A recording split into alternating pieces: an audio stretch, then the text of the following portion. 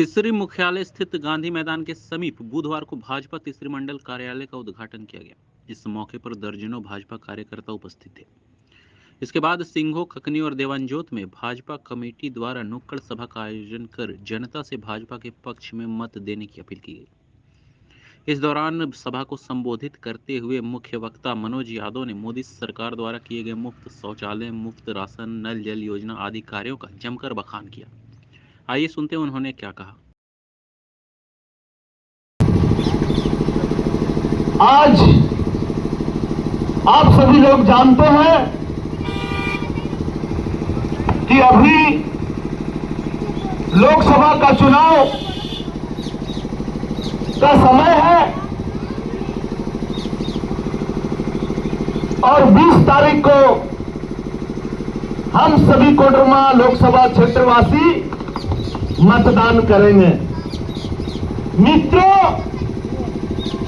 हमारा मतदान कहां होगा और हम अपना मत किसे देंगे? क्योंकि आज जो इस देश में लड़ाई चल रही है वो दो विचारधाराओं की लड़ाई चल रही है। एक तरफ ईडी गठबंधन जो सनातन विरोधी है, भ्रष्टाचारी नेताओं का जमवाड़ा है, लुटेरों का जमवाड़ा है, और दूसरी तरफ हिंदू भाइयों का हितैषी है, राष्ट्रहित में बात करने वाले भारतीय जनता पार्टी के सभी राष्ट्रभक्तगण हैं। तो आपको यह सोचना होगा कि हमारा एक एक कीमती वोट हम किसे देंगे। आज आप मित्रों, आप सभी लोग जानते हैं कि एक मोदी को हराने के लिए आज सभी लुटेरे लोग और भ्रष्टाचारी लोग एक साथ जुट गए हैं और गठबंधन बनाए हुए हैं। मित्रों, ये एक गंभीर सवाल है कि मोदी ने आखिर में क्या किया भाई, कि आप सभी विरोधी लोग, लुटेरे लोग, भ्रष्टाचारी लोग आप मोदी जी को हटाना चाहते हैं। क्या मोदी जी का यही कसूर था जिन्होंने गरीब महिलाओं के उत्थान के लिए, गरीब महिलाओं के सम्मान के लिए उन्होंने आज शौचालय, घर घर में शौचालय दिया? क्या यही मोदी जी का कसूर और गुनाह था? क्या इसीलिए आप मोदी को हटाना चाहते हैं? मैं सवाल करना चाहता हूं विरोधियों से कि क्या इसलिए आप मोदी जी को हटाना चाहते हैं क्योंकि मोदी जी ने 500 वर्षों से जो विवादास्पद राम मंदिर निर्माण का मुद्दा विवादास्पद बना हुआ था और न्यायालय में लंबित और चल रहा था, आज मोदी जी ने राम मंदिर निर्माण करके दिखाया। क्या यही मोदी जी का गुनाह और कसूर था? आज आप देख रहे होंगे कि सारे भ्रष्टाचारी आज जेल के सलाखों के अंदर में है। मोदी जी का एक ही कहना है कि न मैं खाता हूं न मैं खाने दूंगा। और आज जिन लोगों ने इस देश को लूटा, जिन लोगों ने इस राज्य को लूटा, आज वो सारे लुटेरे आप देखते हैं कि आज वो जेल के सलाखों के अंदर में है। चाहे वो हेमंत सोरेन जी हो, चाहे वो अरविंद केजरीवाल जी हो, चाहे वो मनीष सिसोदिया हो, चाहे वो संजय सिंह हो, बहुत सारे ऐसे भ्रष्टाचारी नेता हैं जो आज जेल के सलाखों के अंदर में हैं।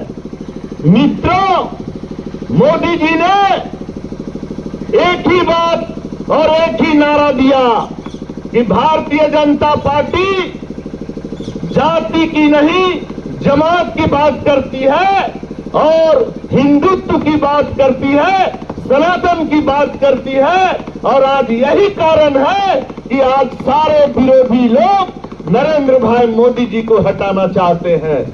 इसलिए हम सभी साथियों को संकल्प लेना होगा कि भारतीय जनता पार्टी ने एक नारा दिया है कि अब की बार फिर मोदी सरकार।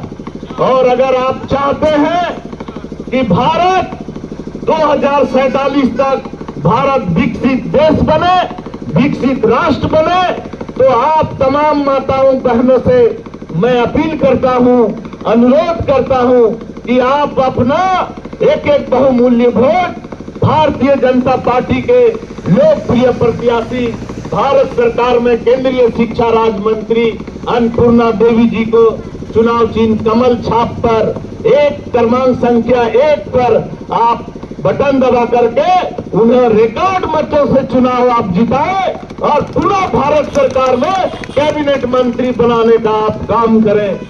मित्रों, शर्मा के लिए बहुत ही सौभाग्य की बात है। मैं डंके की चोट पर कहता हूं, आप इतिहास के पन्नों को आप पलट करके देखिए। देश आजाद होने के बाद आजाद भारत में पहली बार कोडरमा लोकसभा को मंत्रिमंडल में प्रतिनिधित्व करने का अवसर मिला और वो अवसर अन्नपूर्णा देवी जी है। और अन्नपूर्णा देवी जी आज भारत सरकार में केंद्रीय शिक्षा राज्य मंत्री के रूप में वो प्रतिनिधित्व कर रही हैं। इसीलिए आप सभी साथियों से मैं अपील करना चाहता हूं कि हो सकता है बहुत सारे लोग आएंगे, विभिन्न दलों के लोग आएंगे, आपको बहुत तरह की बातों को समझाएंगे, बुझाएंगे, लेकिन किसी के झांसे में नहीं आना है।